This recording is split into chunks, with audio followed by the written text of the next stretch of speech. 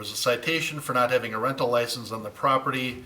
The parcel number was transposed in error, and the assessment was incorrectly levied to the unassigned parcel, which is owned by Anoka County, and apparently they didn't want to pay it. Anoka County, who contacted the city on November 18th of the error, the correct parcel did receive notification, and the assessment should be levied, so we will be adopting Resolution 16-130, reassigning the assessment from PIN 263124420017 to the parcel 263124240017. We're looking at approving final payment for project 15-20, 2016 park redevelopment projects.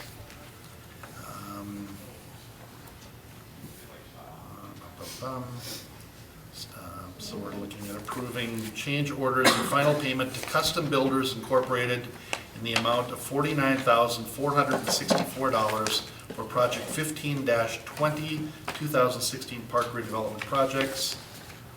Item 8, we're looking at approving a contract extension with Tokel Inspections for electrical inspections.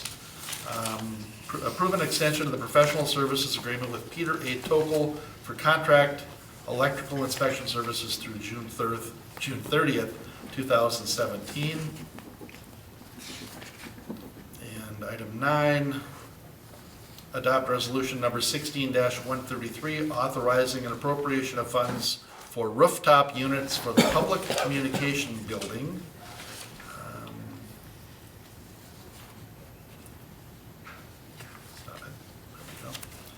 And then we're looking at approving 2017 business license renewals as listed on the attached tabulation, subject to receipt of additional information as noted. This is all of the on-sale intoxicating, secondhand dealers, massage enterprise licenses, all the various licenses that need to be approved by council. And there's almost all of them have everything in, but there's a couple that are still needing to get some applications in, so we're looking at approving these subject to them, to a receipt of the additional information as noted. And the last item on the consent agenda is to accept as an informational item the corporate officer changes for business licenses. And we have new corporate officers for the Coon Rapids VFW, the Coon Rapids American Legion, Costco Wholesale, Cub Foods, Kendall's Tavern and Chop House, GameStop, Texas Roadhouse, Super America Stores. So that's just for information only, and that's the end of the consent agenda. All right. Councilmember Manning. I move approval of the consent agenda. Second. Motion by Manning, second by Clint. Any questions, discussion? Hearing none, all in favor signify by saying aye. Aye. Aye. Opposed? And the consent agenda is passed. And the next item on our agenda is to hold a currency exchange license public hearing and consider license application for Your Exchange. Minnesota Statutes Chapter 53A requires a governing body to hold a public hearing and render a decision regarding the currency exchange license application within 60 days or by January 1st, 2017. The notice of public hearing was published in the Anoka County Union Herald on November 18th. The Minnesota Department of Commerce conducted a state-level background review on the appropriate personnel. No matters which would impact concurrence with the license were discovered. So SJB Enterprises Incorporated, doing business as Your Exchanges. Their fee schedule is attached. Is there any questions or anything you need to hear from staff before we open the public hearing on this? Councilmember Demmer? Just curious, is there anything about the overlay districts or anything that it's in that makes this questionable at all, or is this pretty much normal procedure? Mr. Mayor, Councilmember Demmer, standard procedure, we do this every year. I just, the But thank you for asking. The specific type of business just made me wonder if there was anything in any of the zoning or codes or it's just, it's a type of business that in some overlay districts I can imagine that would be sort of restricted use. It's going into an old bank building, so it's really similar use. I was just curious. So in the matter of decision regarding the currency exchange license application for SJB Enterprises Incorporated doing business as Your Exchange, we will open the public hearing. Is anybody here to address the public hearing for this license? Sir? State your name and address. Good evening, council members and staff. My name is Scott Bennett. I am the owner of SJB Enterprises, Your Exchange. I see some familiar faces here, so I'd like to give you a little background of who I am and what I do. Back in 2001, I did open my first location in Coon Rapids, back on the 1330 Coon Rapids Boulevard, which no longer exists. We were relocated down the road, 3023 Coon Rapids Boulevard, same spot where Goodwill and the dollar store now resides. 2008, we did end up closing that location down because the area was not vital. There was nothing there at the time, so it was really a risk. As well as the year 2008 kind of resides with some business owners is not a great year. We currently have 5 locations. We came across the bank location back in October, did contact planning commission regarding the uses. Were approved for what we were planning on doing. We're excited to bring our corporate office to Coon Rapids Boulevard, so we plan on moving our operations to there as well as opening another location. So we'll be adding a few more staff members in the area. We also will be excited to show you guys the layout and how it looks. We're excited to bring a different spin to our business. We do offer bill pay, direct payment for Excel, Centerpoint, a lot of local utility companies where people can come pay their bills direct, same day service next day. Do fax copy service, we do check cashing, we do corporate check cashing as well now. Wire transfer is another part, and we have another huge array of services that we do offer. I just want to let everybody know I am excited to get back to the Boulevard. I am originally from Coon Rapids, spent over 30 years of my life living in Coon Rapids. So I kind of feel like coming back home is a good thing for us. So I invite everybody to come see our operations when we do plan on opening. Granted, we get approval today. Like I said, I see a lot of familiar faces, and it's been a while. When I first opened the business, I was 24 years old, so young and spunky then, a little more well-groomed now. So I want to say I thank everybody for the opportunity for listening and hearing the case tonight. Thank you. Thank you. Anybody else to address council for the public hearing on this? Anybody else for the public hearing? Seeing none, we will close the public hearing and look for questions or a motion. So moved. I was gonna read it out loud, but I'll second it, you know. All right, motion by Manning, it was actually seconded out by Wells, to concur with the Minnesota Department of Commerce approval of the 2017 currency exchange license for SJB Enterprises Incorporated doing business as Your Exchange, 3070 Coon Rapids Boulevard. Discussion. And that's right by Anoka Ramsey, the old. It's that old, was it a Klein Bank? It's a bank. Near Klein Bank near McDonald's. Okay. Sounds good. Any other discussion? Hearing none, all in favor signify by saying aye. Aye. Opposed? And that motion carries. And welcome back to Coon Rapids. Thank you very much. Next item on our agenda. Make sure I'm on the right one here, not jumping ahead. Consider Resolution 16-132, approving the Minnesota Investment Fund loan documents for a project by RMS Company. Mr. Brown or Mr. Fernelius, anything you want to cover on this before we hold the public hearing? I don't have a lot to add other than what's in the memo. As it states, RMS is proposing an expansion project at 8600 Evergreen Boulevard. They propose about a 60,000 square foot building expansion, addition of about 100 jobs in the next 2 years. Back in May, the city had applied for funding through the Minnesota Investment Fund, which is a state business finance program, and it was awarded $700,000. So the council is simply asked to hold a public hearing and also adopt a resolution that approves the grant contract and other loan documents with RMS. And the HRA obviously just a few moments ago approved the local portion of the funding for that project. Okay. And this is a forgivable loan in the amount of $700,000, and the loan will be 100% forgivable provided RMS retains at least 711 employees, which is its current number, and adds at least 100 new employees within 2 years. The new jobs must pay at least $17 per hour, exclusive of benefits, and at least $25 per hour, including benefits. RMS also agrees to remain in Coon Rapids for at least 5 years. If the company falls short of its job creation goals, the funds must be returned on a pro rata basis. So is there any other questions from council before I open the public hearing? Hearing none, I will open the public hearing on the matter of the loan for RMS Company. Is anybody here to address council for RMS loan? Seeing none, I will close the public hearing and look for council. Your Honor, Councilmember Manning. I move adoption of Resolution 16-132 approving Minnesota Investment Fund loan documents for a project by RMS Company. Second.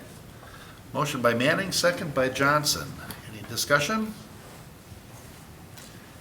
Hearing none, all in favor signify by saying aye. Aye. Aye. Opposed? And that motion carries. Next item on our agenda is the Truth in Taxation hearing and consider adoption of the 2017 budget and tax levy. And we have Finance Director Sharon Legg working on her birthday to present this. And the machine is not working, so that is, So that means this might be the abbreviated this version. might be the really abbreviated version. Any complaints? Because it wasn't. No objection. Let's see. Okay, Steve does not think that we're gonna have the overheads.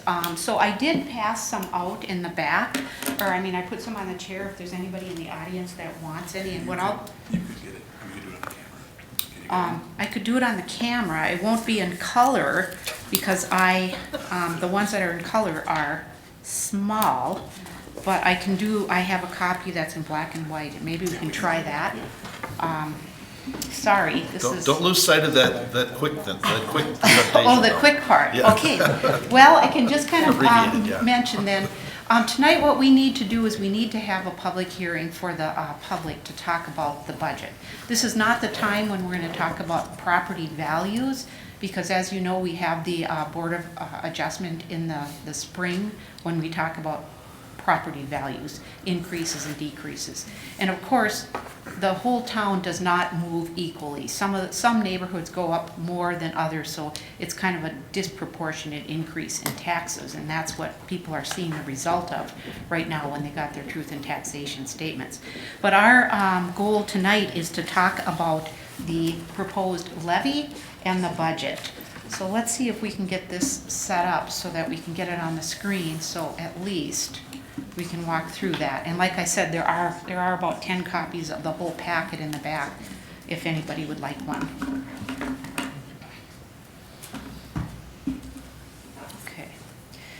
Okay, so to begin with, I'm just going to talk about the process. Essentially what happens is the city council gets the budget early in the year, and we start reviewing it on August 10th. We have a workshop with the city council. After that, they set a preliminary levy, which we certify to the county, and the truth in taxation statements are based off of that. So it takes the total dollars that the city is proposing to levy, and it allocates it across all the property values, and it shows up on their truth in taxation notices. So by law, we need to have this truth in taxation meeting tonight so we can take public comment for that. And then after we have the public comment and we adopt the budget, we will certify it to the county to be spread for next year's property tax statements. Essentially, what we try to do when we're working on this budget is we try to maintain our core community responsibilities. We try to maintain the streets, the parks, whatever roles that we're required to do, police, fire, all the essentials. And that is mostly accounted for in the general fund. We also have some long-term strategic visions from the city council, just getting information out, high level of customer service, road maintenance a lot more, we're being a lot more aggressive in the roads, and then of course we have the park improvement that we had the referendum that was passed, so we've been working very heavily on improving some of the parks, and that's included in this budget. We think about the conditions of the citizens. You know, we try to keep the tax levy at a reasonable increase to cover what we need to do, and trying to look out for the future as well. Not only just short-term needs. And we have a policy where we maintain a 45% of the general fund balance, or 45% of the general fund balance has to meet next year's expenditures. So that, because we get the taxes mid-year, we're always working off of our fund balance for the first half of the year. So we need to have cash, plus it allows us to take advantage of opportunities, and it has served us really well having this strong policy with Moody's when we go for bond ratings, and we get good ratings on our bonds, which saves us interest rates, or interest costs. This slide, this is just to kind of put it in perspective. This is just Anoka County, and this is 2016 compared to the other years. In Anoka County cities, Coon Rapids is now the 6th lowest. That's this one right here. It says 6th. Last year we were the 7th lowest. The year before it was the 6th lowest. Our tax capacity rate for 2016 was 44.9. And it's been pretty constant for a number of years. And this one again is another it's just perspective, and I realize people cannot see this, but these are a lot of the cities around the metro, their tax rates, and this line here is where Coon Rapids fits. This top one is Brooklyn Center, then it goes Richfield, New Hope, Brooklyn Park, Golden Valley, Maplewood, St. Louis Park, Fridley, then Coon Rapids. And then if you kept going down, it would be Bloomington, Roseville, Maple Grove, North St. Paul, Apple Valley. This just kind of shows where we fall in terms of tax rate amongst our peers, you might say, or the other suburbs, and some of the larger suburbs that we would compare our service levels to. This is just for perspective, and this is 2016 because we don't have the 17 yet. That's what we're working on tonight. And then there's another chart, again, just to kind of show where we lie. The state auditor's office has a website, and anybody can go on there. And the information's a little bit old because they don't get the financial statements for the 2015 audit until June, July, August in some cases. But what they do is per capita, they just kind of say what your costs are per capita. And in this chart, it shows that Coon Rapids, out of about 229 cities, Coon Rapids is about 151st. So in other words, there's 150 cities that have higher current expenditures per capita. Now that's not a perfect way to measure things. There's no perfect way to measure things, because just because you might have a high population doesn't mean that you present the same services, and you know, there's just so many variables. But it just kind of lays it out. It shows that for police services, Coon Rapids is 141st. And this is 2014 information, but I'm going to guess that it would be pretty comparable throughout the years. Because we have a full-time fire department, we're 49th, so that puts us up higher because there's not that many full-time fire departments. For parks, we are 106th, and then for streets, we're 150th. This just kind of lays it out. You can see Blaine, our neighbors, they are 199th. So that means there's 198 cities that have less spending per capita than Blaine. Maple Grove is 130th. So there's 129 that spend less than they do. And Brooklyn Park is 63rd. Just again, to just kind of say, where does Coon Rapids lay? Yeah, Councilmember Manning. I'm confused. I thought you had said that on the total, the 150, what do you mean that there was 150 that spent more per capita than we do?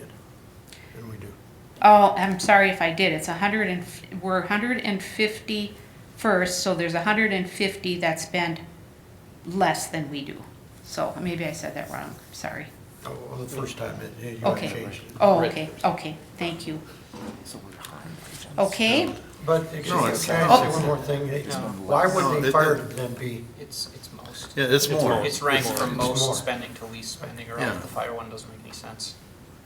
fire, so we are the 49th highest in spending. So there's 48 that spend More. more than us. Okay, And that would be true also with the yes, I'm sorry, I'm total. getting myself mixed up. Right, okay, got it. Okay, sorry. Okay, and So then. can we say that one more time so everybody understands that there's 150 that are spending more than we are, not less? 150, in terms of those 229 cities that the state auditor is ranking, there's 150 that are spending more than us. Because, yeah, so then in Blaine's case, there's 198 that are spending more than them.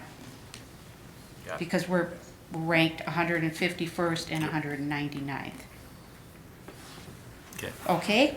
And that's the same for the rest of the categories, but, you know, just breaking it down. The total does include these categories and includes more than that as well. Okay, so total budgeted expenditures, sorry, wish this would show up on the computer, but, so this is the whole budget. Now, we have a number of things in our budget that, besides the general fund. We have special revenue funds, we've got capital project funds, we've got all our debt, we've got our enterprise funds like the water, sewer, Gulf, storm drainage. And this just shows all of the expenditures for 2017 compared to 2016. So 2017, there's a 76.6 million in terms of expenditures throughout the city, as compared to the original 2016 budget was 77.9 or 78 million dollars. So it has gone down a little bit, but that's mostly to do with the fact that we don't have as many larger capital projects. You can see the capital project line here, it goes down about 20%. Water goes down a little bit, about 2%. In 2016, we were still dealing with a lot of those water main freeze-ups and expenditures of fixing a lot of the mains. We're doing a little bit less than that, water main breaks, so that's a good thing. We've been trying to just reduce costs along the way. Sewer is going up about 2.8%. That includes the disposal cost to the Metropolitan Council, and that is going up again for this next year. It doesn't always go up, but it is going up for this upcoming year. Storm, this is where we take care of any of our drainage ponds, dredging them, fixing the storm system. The Gulf Fund is going up about 15%, but a big part of what's going on in the Gulf Fund is we include the restaurant. And because the restaurant is selling so much more in terms of food, they've got a lot more cost of goods sold. So that is increasing that number. Going back to the general fund, we'll come back to that in a little bit more in detail, but that is about a 1.9% increase, and that's where most of our tax dollars go, is to pay for the services in the general fund. Revenues, all funds, and what this says is property taxes, this big black one, property taxes is where we get the biggest percent of our revenues. That's 39.85% of our revenues, and this is over all the funds in the city. We do have a lot in terms of charges for services. When you look at this kind of a fund, or when we're looking at overall, we've got special assessments that come in for assessment projects. We've got all the charges in the enterprise funds, the charges for water, sewer, Gulf, the restaurant, all that's going to come in terms of charges for services. Just kind of lays it out. This here is intergovernmental, just because we can't read it. Investment income, fines and forfeits, licenses and permits, special assessments, tax increment, penalties and interest. So most of our money comes from property taxes and these charges for services. Expenditures, again, this is the whole city. Personal services is the biggest piece of the pie. That's 36.8% of the expenditures.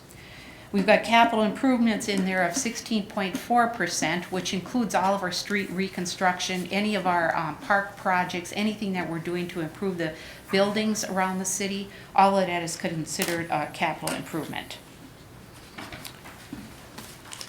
And then in terms of the property tax levy, the way the levy breaks down is the general fund would get the most of it, like I said, so it's nearly $20 million that goes to the general fund for operations. Debt service, $3.3 million. That includes debt that we've issued for any street improvement projects, any types of bonds that we've issued for like the park referendum, all of that goes into debt service. The capital projects are for anything that we're building, like our portion of the streets, of the any equipment that we might be buying, anything that's considered a large expenditure, that's an improvement. So the total levy is $25.6 million. On top of that, we have that HRA levy that we adopted earlier. So that's the proposed levy that, if adopted tonight, we would certify to the county for taxes payable in 2017. And this chart, this one, unfortunately, you really can't see in black and white, but this line here just breaks out the operations, like the general fund levy versus all the other levies. And the goal over time has been to put less towards just operations and more toward capital. So the beginning of this chart, we were up at about 89% of the levy that went to the general fund to pay for operations, and we're now down to about 77.6%. So that just means we're spending more on improvements in our city and less on maintenance. Which, to me, this was pretty important, that we've got that bar going in the right direction. And this graph essentially shows how the tax levy has changed since 2011. This is 2011 right here in the beginning. This is the general fund. This is the total levy over here. So these numbers for the general fund are, it's just going over time. There was a 3%, a 2.6, it actually went down 1.1%, a 2.6% increase, 3.3, and this proposed year is 3.7% increase in the levy. And our total levy started out at 4%.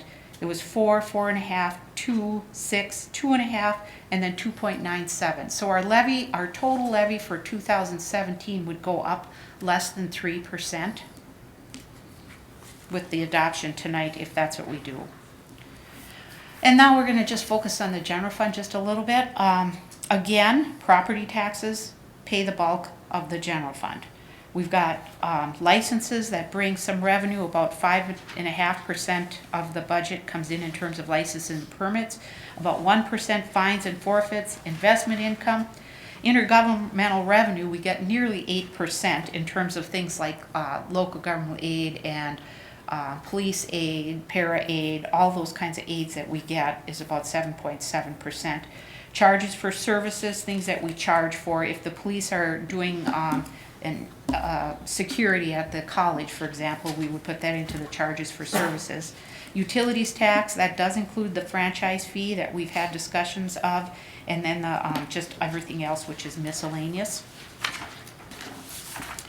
And these are the numbers on that chart. So it basically is saying that the taxes are going up 3.7%, and all these other numbers. The only other one that goes up is, well, more significantly, is this other charge in here, and that's a category that's collecting everything that's we're not including in all these other ones here. So there is a little pressure in 2017 in terms of fine revenue going down. Charges for services are just we're showing a decrease here instead of an increase. Our licenses and permits are fairly flat. Hopefully that will change, but all of our building permits, we don't expect a lot more new revenue. We've had some pretty significant developments in the past, but they probably won't continue, but hopefully it comes in a little bit more than what we're projecting here. So our overall increase goes up about 2.7% in the general fund for revenues. Expenditures, the pie chart, the large black is personal services. That's 80% of the general fund budget. Capital outlay, there's not much capital outlay in the general fund, so that's only like 1%. Supplies, 4.08%, and charges and services, contractual things that we, buy where we contract with somebody else, is about 14% of the budget. And by program, it's those same numbers, just allocated a different way. Public safety, which includes both police and fire, is about 52% of the general fund budget. Maintenance, meaning streets, parks, maintenance, 25%. Community services, anything we're giving to the school, for example, or like the senior center, that would be included in community services, about 2% of the budget. General government includes all the administrative things, finance, management, assessing, all of those kinds of activities, IT, go into the general government. And then we've got community development, which is basically planning and building inspection. Expenditures, these are the numbers on the expenditures. All of the expenditures in the general fund go up basically 1.3%. So you can see the general government is actually going down a little bit. There was an election in 2016, that's a big number, so we don't have that in 2017. Excuse me, can you move it over so we can see the percentage? Thank you. Public safety is about 2.7% increase. Community services is just a 0.1%, pretty flat. Community development, a 2.2% increase. And maintenance services is actually going down a little bit by about 0.6%. So in total, those expenditures in the general fund are going up 1.3%. And what's significant? What are the changes in 2017? As I said, there was no election, so that's not in the budget. The police department has been working on different types of training, implicit bias training, mental health training, de-escalation training. There's been a focus, I think, nationwide on that, but our police department's dealing with that as well. The police department also has been building on their countywide public safety data. I guess it's police and fire, but it's a 30,000 increase in there for that joint law enforcement system. We're taking on a little bit more of the more significant criminal investigations in the city, so there's some overtime budgeted for that. And there's also a fire alerting system which will alert the fire department in the 3 fire stations quicker to alarms that are being dispatched from Anoka County. They'll also see it. They'll see it on a reader board in addition to being just woken up with an alarm, but they'll see what the fire or the emergency is, so they can be better prepared. Transportation, this was actually changed. It's not so much state aid this year, but it's more local street construction that the city's focusing on. We did focus on the state aid last year, and actually I took that out on the other one, but it's still in here. And then we're going to continue the seal coating of the city. We've been doing this for a number of years. We've had a pretty constant amount of $850,000. So we're overlaying 18 to 24 miles of street in addition to what we reconstruct. Park improvement bond expenditures. Again, this is for the referendum that was passed. So we have been working away on those, the parks, and we've been bonding along the way to do them. We've also got $300,000 in there for just park trail improvements, and we've got some additional money in for reprogramming or starting to return to Sand Creek. And because we've been getting more involved in running the adult softball programs and summer programming, the budget has increased or has got a higher focus on that kind of an expenditure. Housing. We're going to continue the Homes for Generation, continue to implement Coon Rapids Boulevard plans. And we still have some property that we need to sell, so that's a priority for next year. And then we will continue to use revolving loan funds to aid commercial ventures, similar to what we did tonight for RMS. Civic involvement, we'll continue the newsletter. We started that Park and Rec brochure last year. We've got that in the budget for this next year. We've had neighborhood meetings. We've got that in the budget again for 2017. And then a large focus on employee training, just so we can provide a higher level of customer service. Technology plays into this dramatically, and it does cost money when we start doing things over the internet, taking online registrations and credit cards and things like that. Continued development of the city metrics program, basically workload measurements and performance measurements. We're going to try to continue that. It kind of tells us where we've been, where we're going, where we need to focus. Personnel changes, and I think I'm just about done. I'm sorry that it takes so long, but we have got a position in the arena that is now part-time, but we have proposed to increase that to full-time. We've changed a part-time's communication person in the manager's office. Health insurance premiums are actually going down about 9%, so that helps our budget. The contribution would go down about $128,000 in the general fund and about $156,000 overall, or it's a 9% decrease. PARA, which is the Public Employee Retirement Association, the contribution levels remain the same. Workers' comp will overall increase about $34,000. General fund takes a little bit more, but some of the other funds are less, so overall it's about $34,000. And capital equipment, we continue to schedule all of our rolling stock out for 10 years or more, and we try to replace them with a fairly constant levy over the years. So we are maintaining that with the tax levy that we've got included in the budget. And then we look at that. We don't just replace things when they're due, but we look at, can we get another year, even if they're due, even at the time that we're ready to buy them, we take another look and see if there's any way we can get another year out. So even though we have the replacement schedule, it doesn't mean that we're just really rigid on replacing equipment. Debt service, we've got debt service to pay for the arena. Street reconstruction is about $977,000 compared to a $1.1 million last year, and the reason for that is because we did so much in terms of MSA or municipal state aid. We sort of took a year off in levy because we focused so much on getting state aid streets done, where we get reimbursed for state aid for that. And the benchmark homes. So this is pretty much the end. I can just kind of show where some of the homes, what's happening to some of the homes.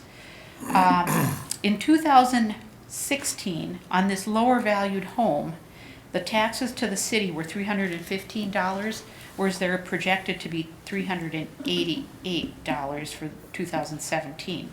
Now this home, and this is pretty indicative of what's going on, is some of the lower valued homes really took an increase or saw an increase in value. So in this case, this house went up by about 16%.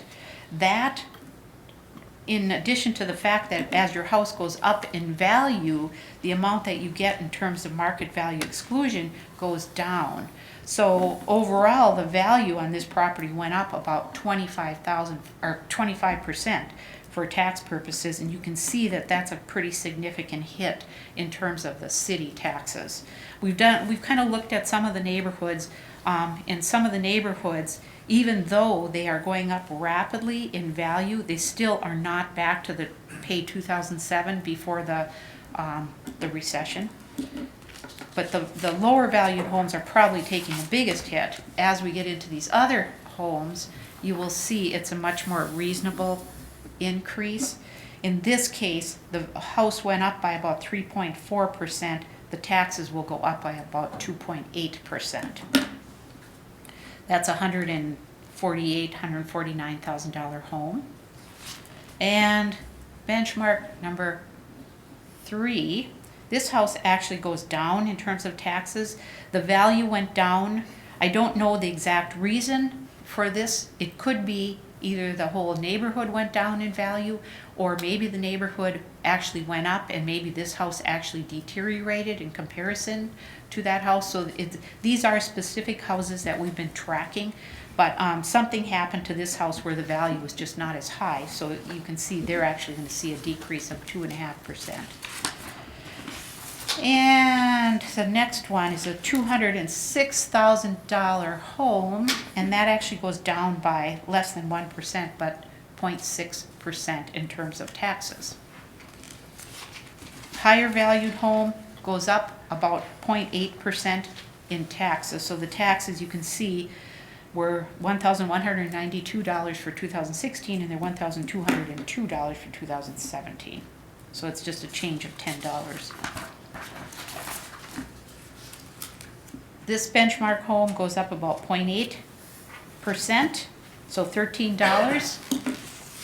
And then we've got commercial properties. I've got 3 of them here.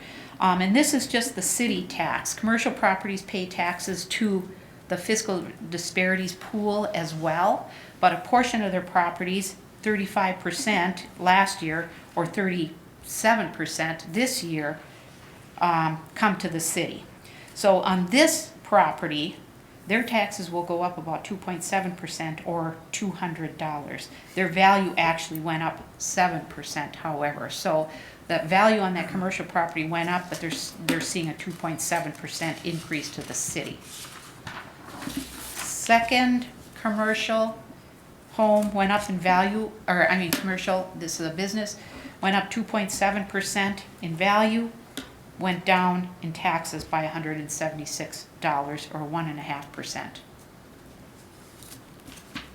And the third commercial property went down in value about by 2.5%, and the city taxes went down by 3.9%.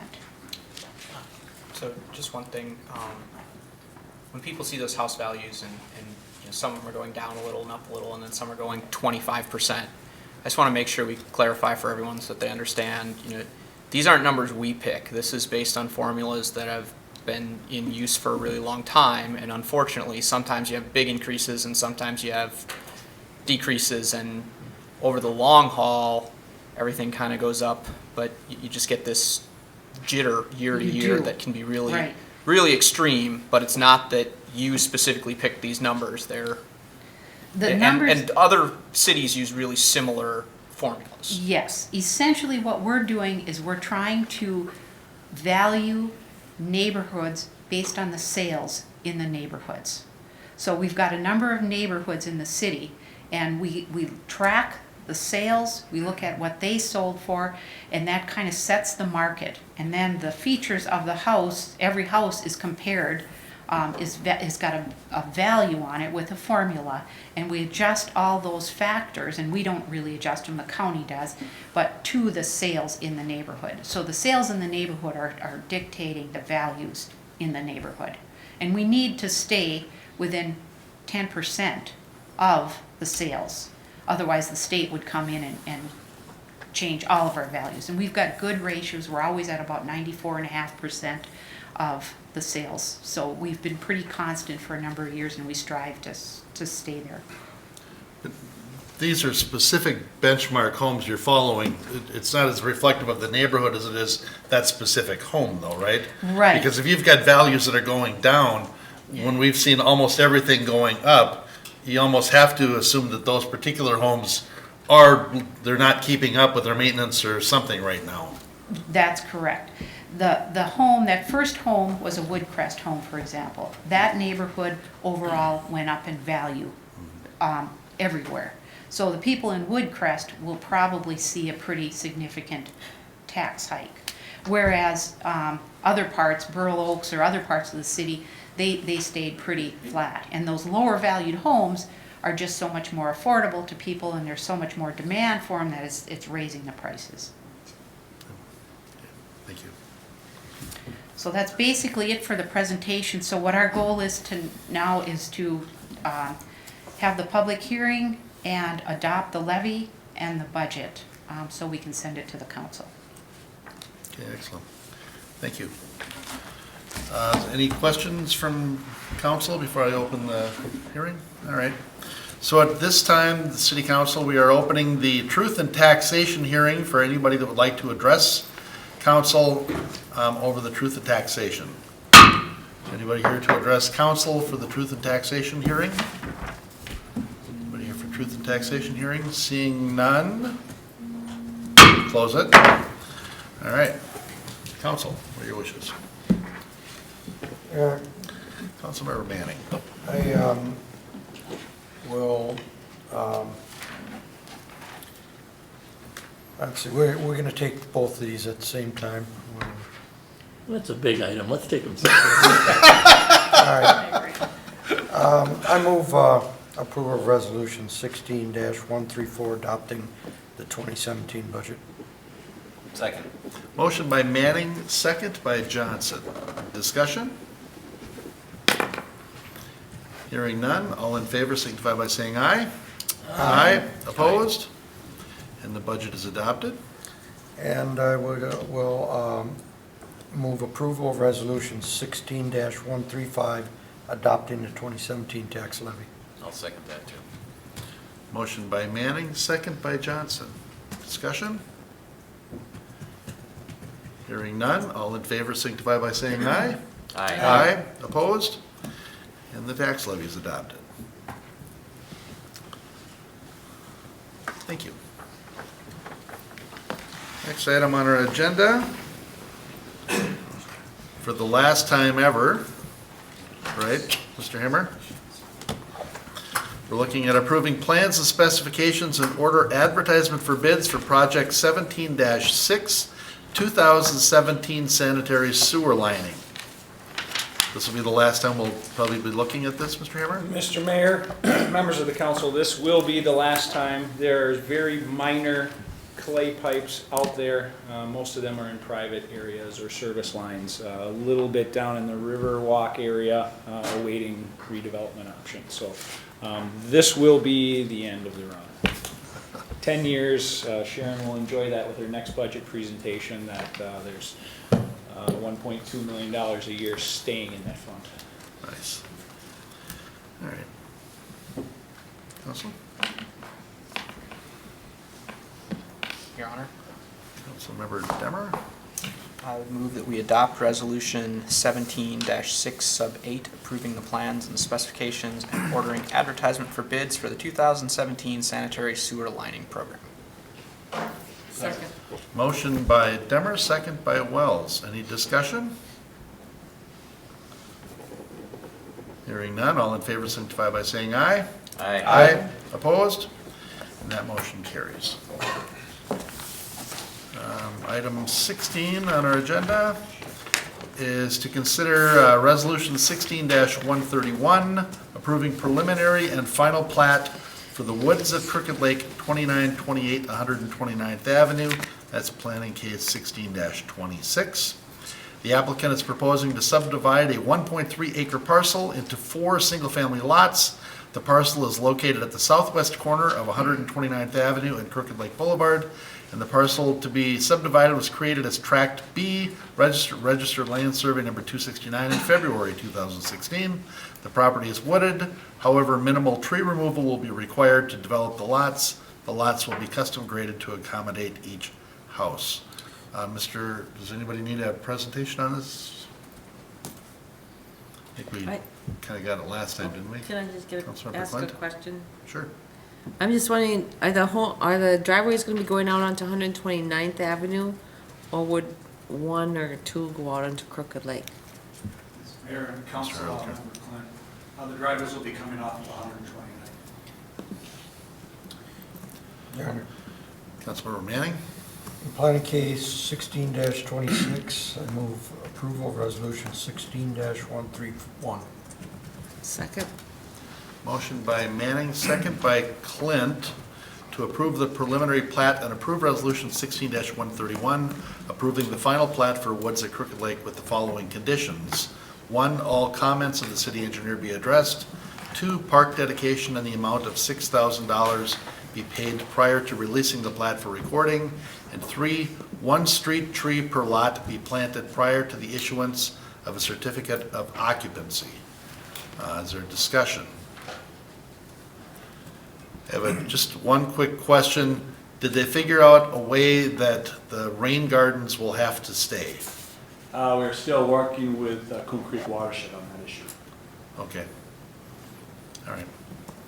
Any discussion? Hearing none, all in favor signify by saying aye. Aye. Opposed? And that motion carries. That should be a very nice little project there. You said it all at the planning commission. Thank you. Now, Mr. Hughes can get busy selling all those lots in there. Where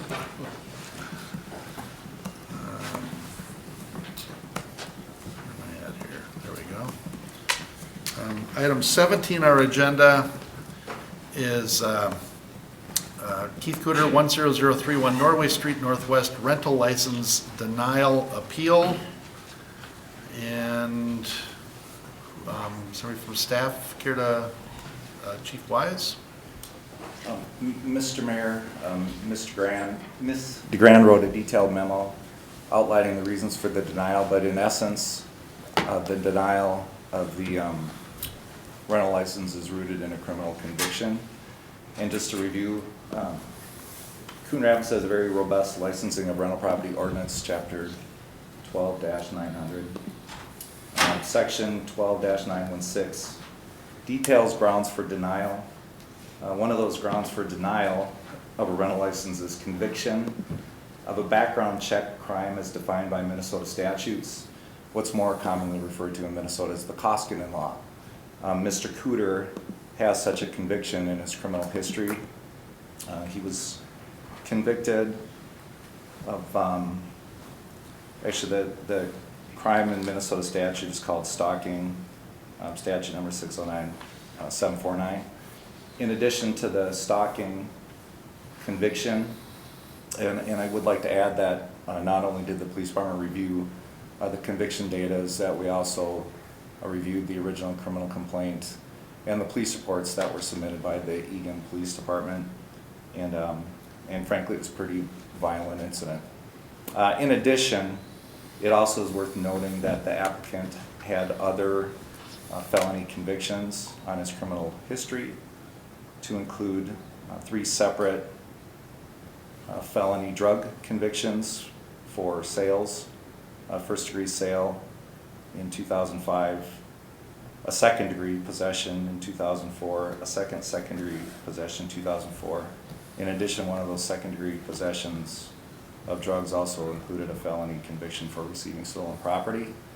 And one other thing I'd like to highlight, the last felony conviction, his first-degree sale drug conviction, for that offense he was placed on probation, and he had a probation violation as recent as 2014, for which he was required to serve some jail time. But I just want to give you an overview of what we in the police department saw. But the primary focus, as far as our ordinance goes, is the Koskinen law violation of the stalking conviction, 2005. Okay, thank you. Chief Wise, I'm looking at this, and I can't have two things open at the same time here. There was something that as recently as 2000 and, there we go. A felony conviction, second-degree controlled substance, receiving stolen property in September of 2014. But no, I don't see that on the printout below. And on the printout below, Your Honor, it's a typo, and we apologize. It should be September of 2014, as I think Chief Wise. 2004. Or 2004, I'm sorry. 2004. As Chief Wise described. Okay, Yes. so everything is like, primarily all of that is 12 years old, 11 and 12 years old. Yeah, but I'd keep in mind though, the first degree sale conviction initially had a 12-year pronounced sentence, pretty serious offense, in the 20-year probation, that he's still on probation and had a probation violation as reason. Recently it's 2014, which is a failure to remain law-abiding. Okay, thank you. All right. Anything else from staff? All right. I don't believe so. Okay. If Mr. Sorry, is it Cooter? Is here and would like to take the podium, if you're willing to, you're welcome to present your case. Your Honor, council member, that's a tough one to follow right there. That's me. I was that guy 12 years ago. I've prepared a statement, 4 minutes real quick. I'll read it to you. I appreciate your time. Sure. Don't pat on the podium though when you read it. It's really common, but don't do it. I'm very nervous, and I'll do my best to right, knock this out. I'm the owner of 10031 Norway Street in Coon Rapids, Northwest. I appreciate your time tonight to consider my rental application. I'd like to start to tell you a little bit about myself. I'm the proud father of 2 children, a boy 13 and a girl who just turned 9. I am an environmental health and safety supervisor at a foundry in Minneapolis. I also work and volunteer at the Coon Rapids American Legion. I grew up in Anoka and I went to Anoka High School.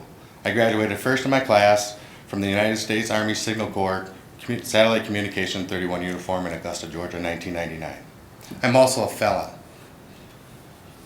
In my 20s, I struggled with chemical dependency. It was during this time that I earned my felonies.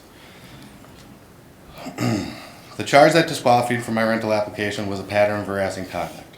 This was a result of an incident that I had with my son's mother. We had an argument, and I knocked her to the floor as I was trying to leave the room. She complained that her shoulder was hurt, but she said she was fine. 7 days later, she had a stroke.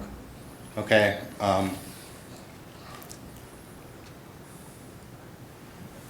Because the stroke was complicated because we were still using drugs. She was underweight. She was dehydrated,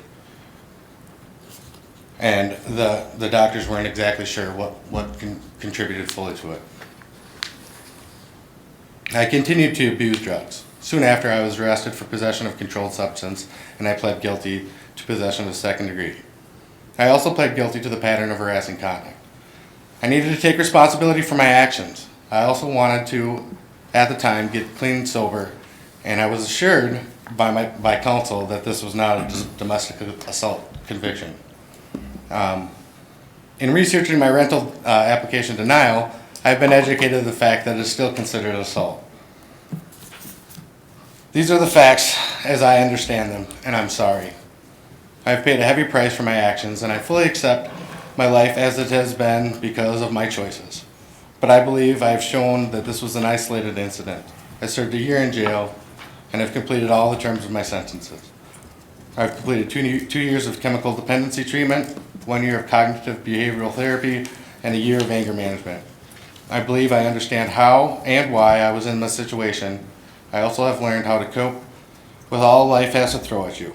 I've spent years repairing my relationship with my son's mother, and we are currently co-parenting together successfully. I have worked very hard in the past 12 years to maintain my recovery and move forward to create a life where my past mistakes do not affect my children or my ability to provide for them. Needless to say, it's been a challenge. From gaining employment to securing housing, my past record has been an obstacle where most of the time the answers to my applications have been no. One of the proudest moments of my life was purchasing my house on Norway Street. It was my forever home. I planned to live there forever. I never planned to move. I fixed the floors, I added carpet, I updated the kitchen. Along the way, I've been blessed with an amazing woman to come into my life. An amazing relationship. This past summer, she was able to purchase her first home. We had always planned on providing my mother with housing when the time was right. She's 68 years old, my stepfather is 85 years old, and suffers from congestive heart failure. Unfortunately, the townhome that they own will not be anything my mother could afford when my stepdad is gone. Now, because of my good fortune, or my horrible timing, her options for having an affordable place to live may be gone.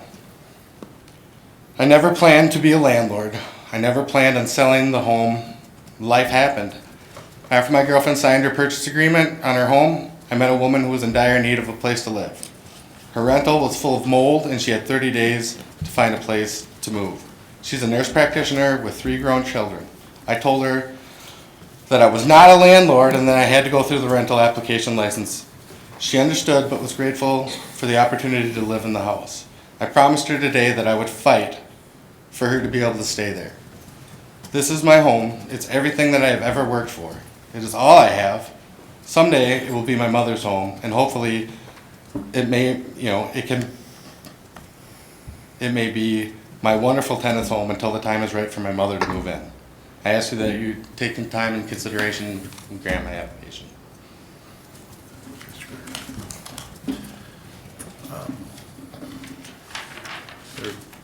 Questions? I don't have any questions of the appellant, but I do have some questions of staff when it's appropriate. But if other people have questions of Mr. Cooter when he's up there, I defer to them. Mr. Cooter, maybe you just want to grab a chair right there. I don't see any questions coming, but then we can, if we do have questions. Okay, thank you. I was wondering for the city attorney, when we take a look at the applicable part of our code, 12-916, and I think it's parens E, it says conviction of a background check crime is defined in Minnesota statutes, section 299C.67, subdivision 2, is may be amended from time to time. That's what the chief referred to as the Koskinen law. And it actually goes out in subdivision 2. It's rather, the legislature does this to us sometimes, and then when we incorporate it by reference in our own code, you get subdivision 2 to basically lay out a 1A, and then it lists off a bunch of criminal offenses, and then an A1, it lists off a bunch of offenses, and it lists off a B1, and B1 goes all the way into what I think are rather routine crimes. They include felony theft, which could be a theft of something $1,000 or more. They include terroristic threats. And the reason I'm drawing your attention to this is if you then go back and look at our code, after the provision I just read, there's a semicolon.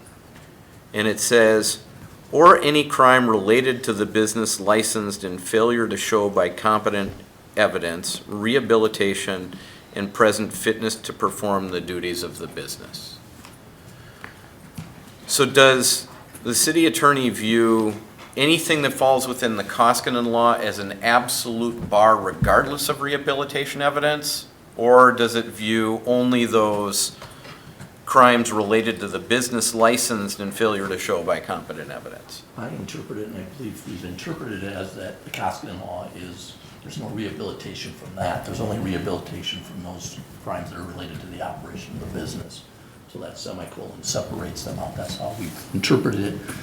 That's been my understanding, the interpretation prior to me becoming city attorney, and that's the interpretation we've continued based on sort of statutory interpretation. Right, except my problem with that is that if that were the case, it should say semicolon or conviction of any crime, and then it should be a separated provision. I actually have trouble believing that we didn't think that somebody who was convicted of felony terroristic threats couldn't be rehabilitated ever, or criminal vehicular operation, or felony theft. And if you get down into, 299C.67 subdivision 2B1, it includes those offenses as well. And so it's a real question I want to pose to you as to whether or not we should be considering what the appellant has put forward here today is an argument of, I'm not saying I agree with it, okay, but is an argument of rehabilitation and whether we should be considering that evidence. I would argue in how we interpreted it, clearly the Koskinen law does not provide for that rehabilitation or any means of that. I would note that this particular conviction actually falls into the sort of top app, which we would consider, I guess, the more serious offenses. It does, but it doesn't provide there. So I think the purpose of ours is to sort of match that. If you can't be a building manager at an apartment complex, we've taken that to, as an owner operator, that you're gonna be the sort of the manager as well, or have access to the property, that the same rules would apply. I don't know if Chief Wise has something further to add to that. Mayor, Council, and actually I would say when we in the police department conduct a background check, frankly, we don't have the expertise to judge rehabilitation. And our advice to someone in his position is to seek an expungement where you allow the court the opportunity to vet both the offenses, the ongoing criminal behavior, and any efforts that they've made to change their lives. We just don't have the skill to do that sort of thing. I appreciate that. I don't disagree with it. We don't have the ability in our criminal justice system to get a certificate of rehabilitation, which is actually something that's being explored in the criminal justice system now. An expungement is one way of going about and doing that.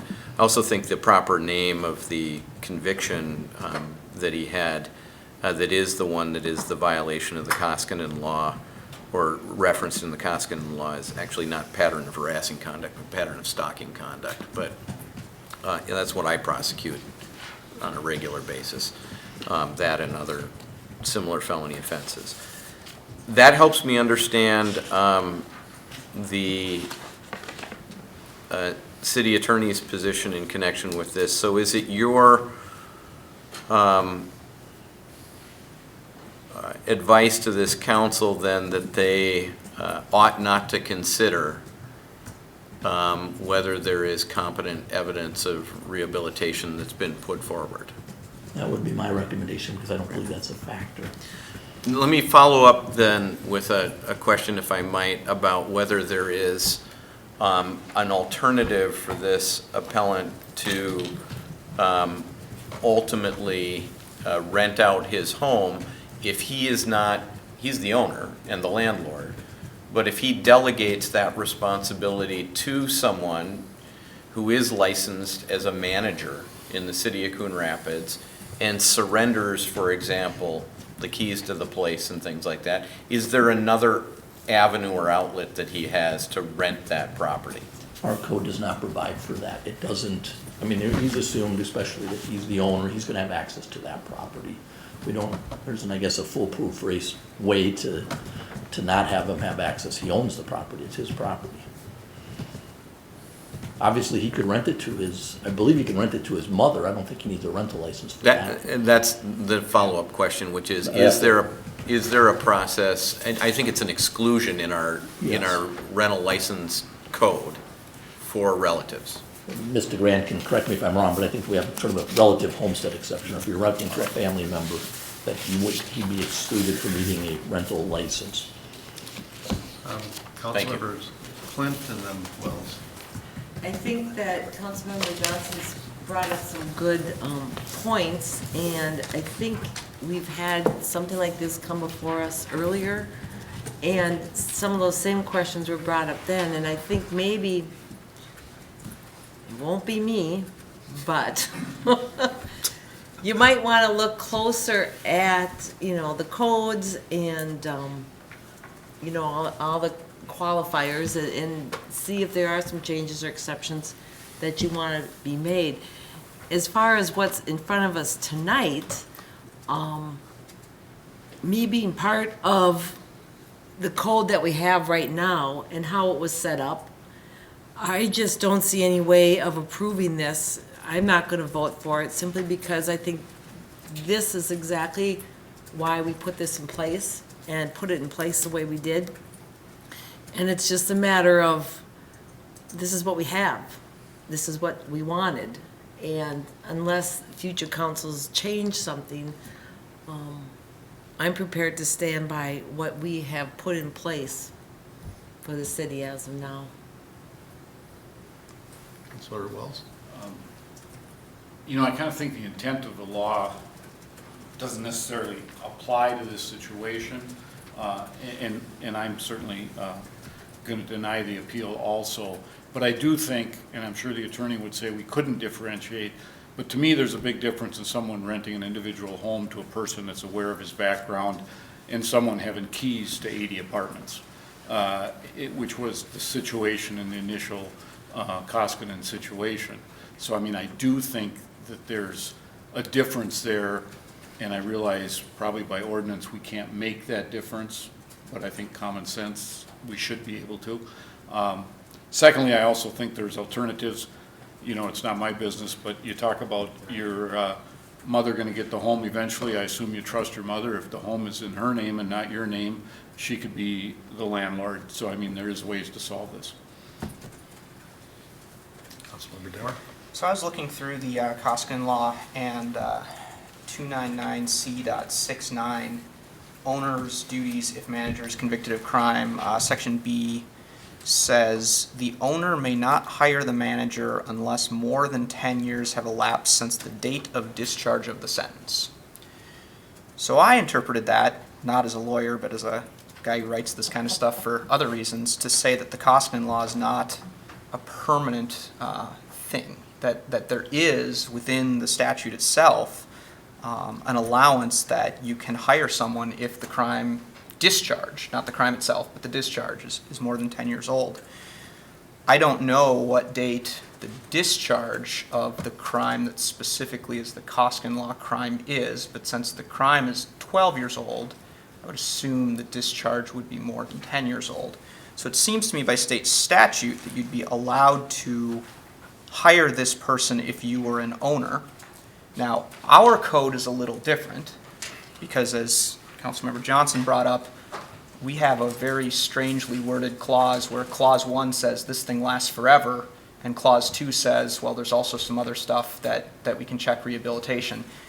That's a little bit of an inconsistency that I mean, I guess we can be more strict than the state code, but I think if I'm interpreting this right, the state law doesn't say that Koskinen prevents you from being a manager forever. It says 10 years after discharge.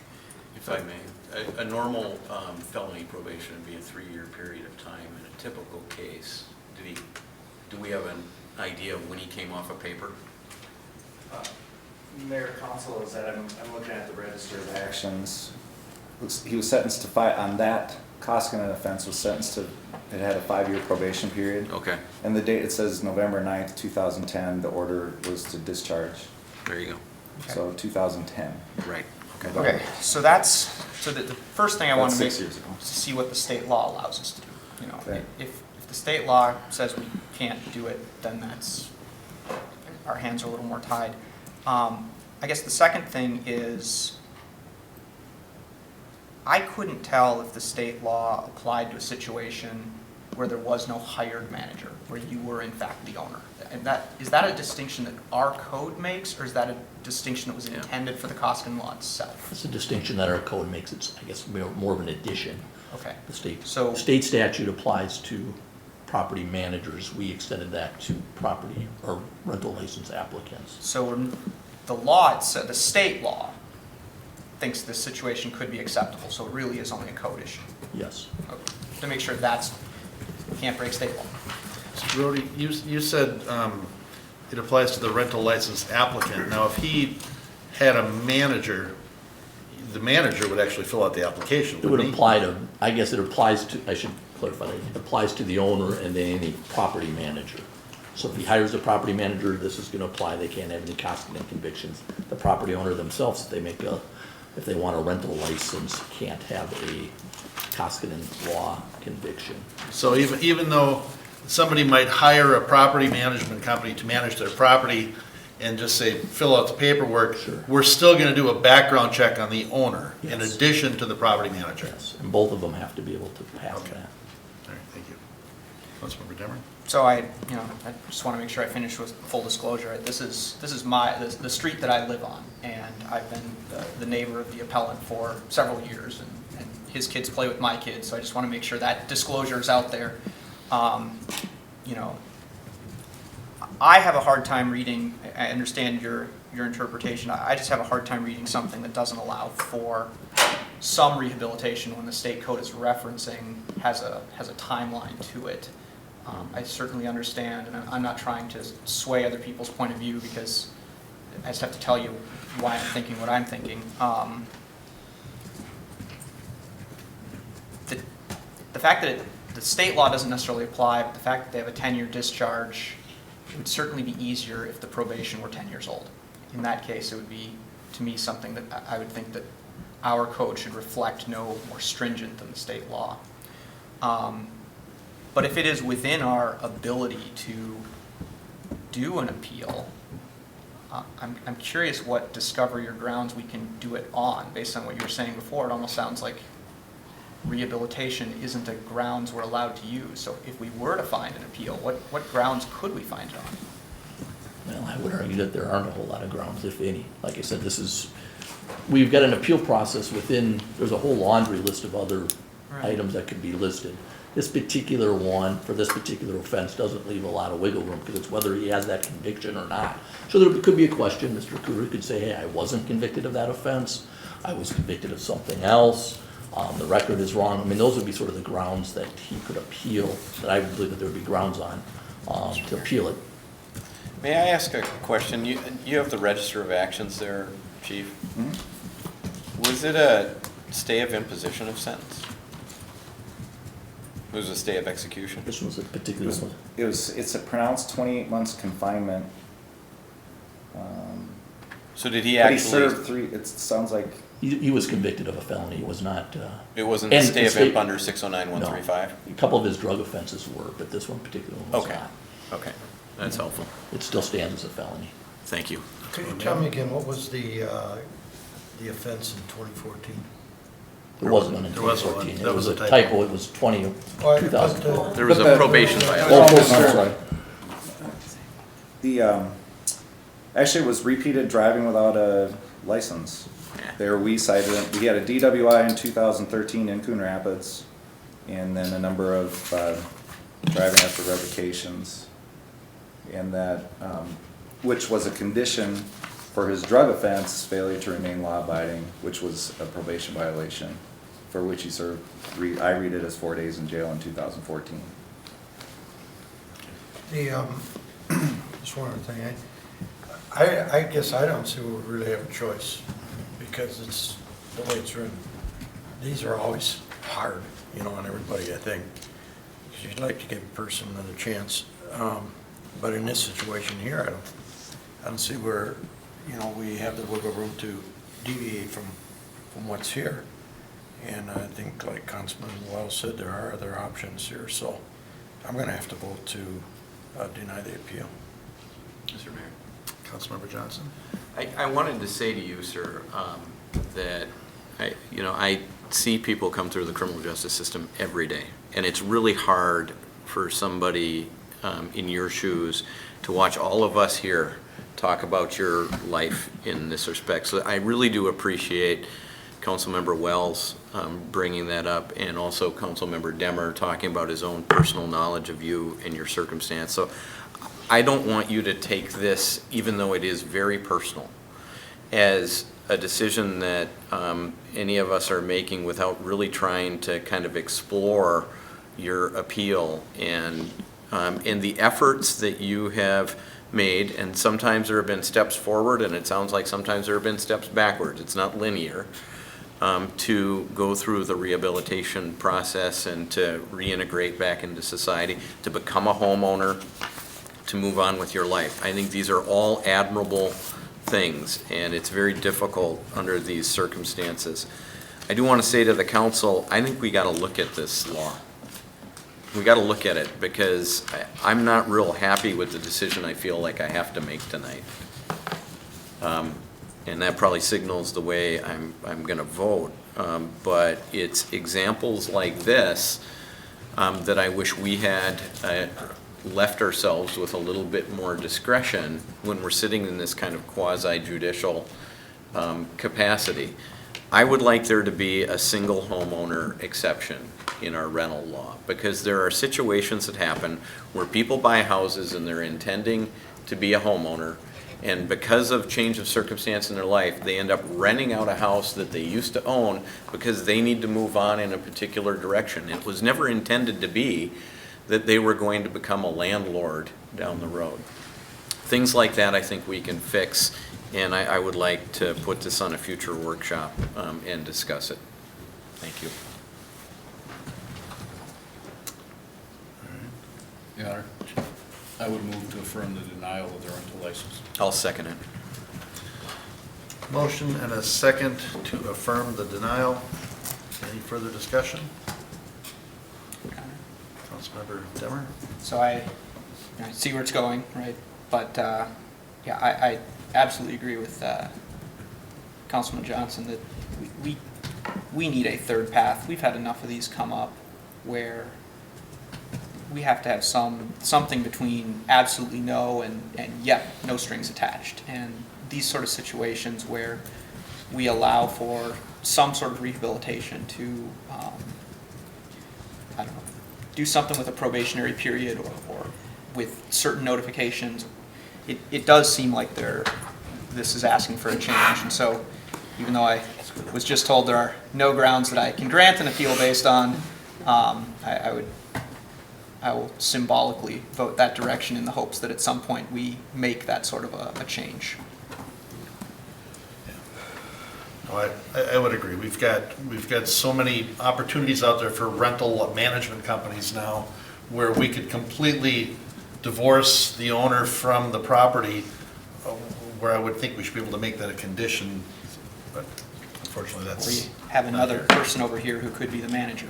Yeah. Okay. So we have a motion and a second. Any further discussion? All in favor to affirm the denial, signify by saying aye. Aye. Aye. Opposed? Aye. We have affirmed the denial of a rental license with one opposed, Councilmember Demmer. Denied the appeal. Denied the appeal. Thank you. Yes. Thank you, Mr. Clerk. Yeah. Thank you. I appreciate the thoughtful discussion. I mean, it means a lot that you guys actually think about it. I worked really hard. I'm still working hard. Yeah, you know And this isn't in the end, like I said, I'll try my best to do better to prove everything. And it was amazing, wonderful, thoughtful consideration and discussion. Thank you very much. Thank you very much. Sir. Thank It's- We know that that is not easy. Thank you. All right, so that is the last item on our agenda. We are at open mic. Is anybody here to address council for open mic public comment tonight?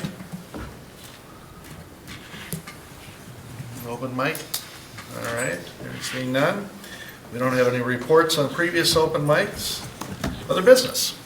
Your Honor. Councilmember Johnson.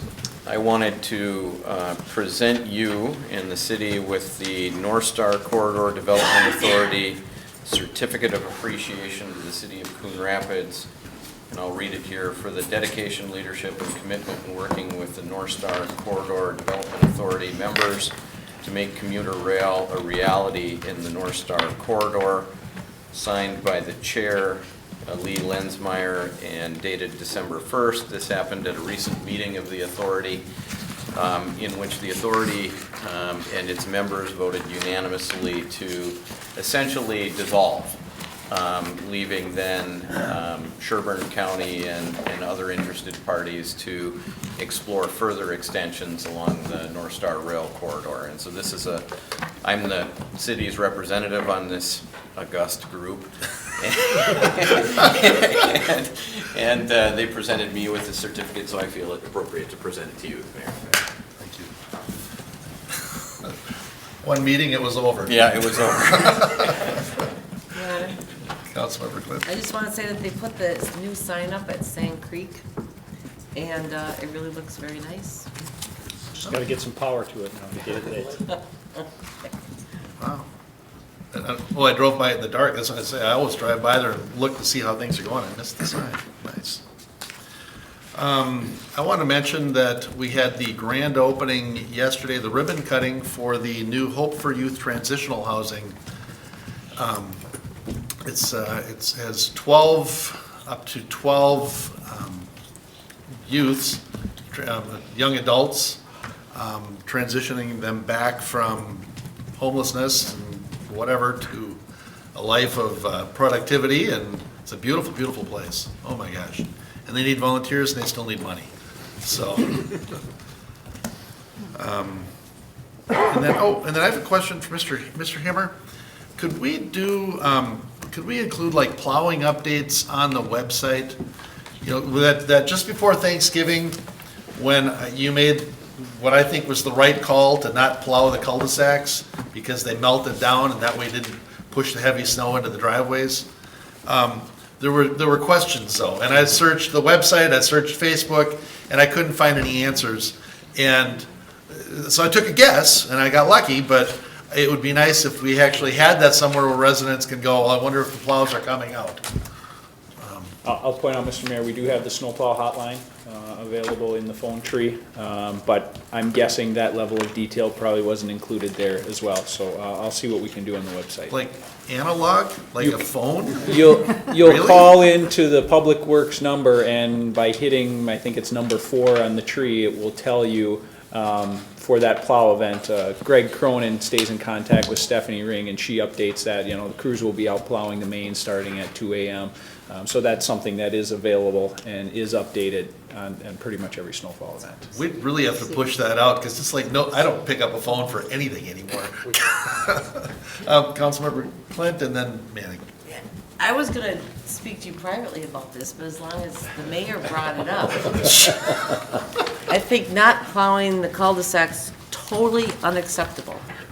It was a disaster. I live in one, it was a disaster.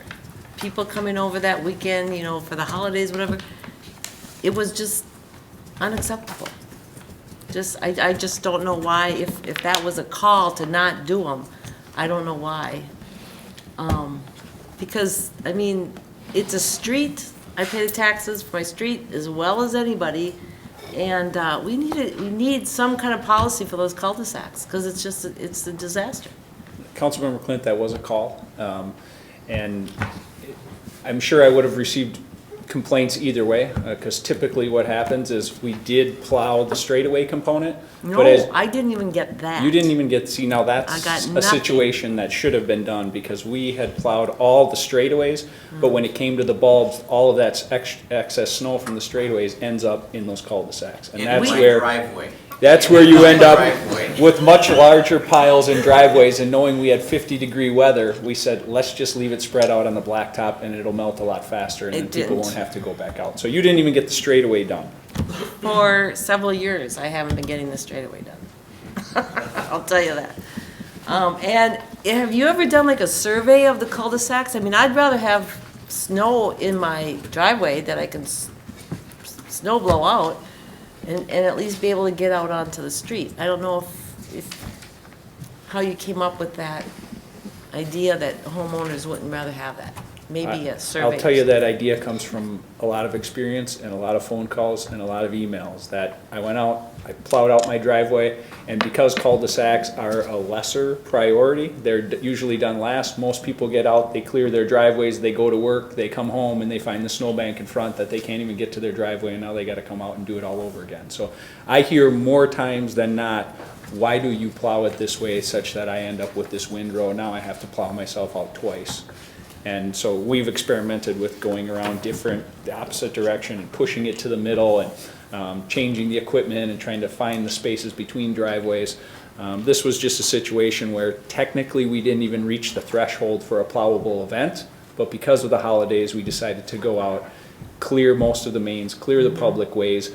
But when it came to cul-de-sacs, we said, let's give these people a break to start the year because we expect much more snow. And we said, let's just let it melt when it gets to 50 degrees the next day or two. That was my call. Okay. Councilmember Manning. Well, on the Gulfview Estates, it looked like on the redoing of those streets that they're all being redone except for Larch. And I'm just kind of curious, why was Larch left off? Are you talking about next year's reconstruction program? This coming summer. I'm gonna have to look at it. It's probably a rating situation, but I will ask the question for you, I mean, Mr. the only reason I was curious about is, even, you know, I know that Larch was done after, you know, I don't know, maybe about 5 to 10 years later, but it still wouldn't make economic sense to do it all. I mean, it's all in the same, I don't know, maybe I'm wrong in that, but I just was curious about it, so I thought I'd ask.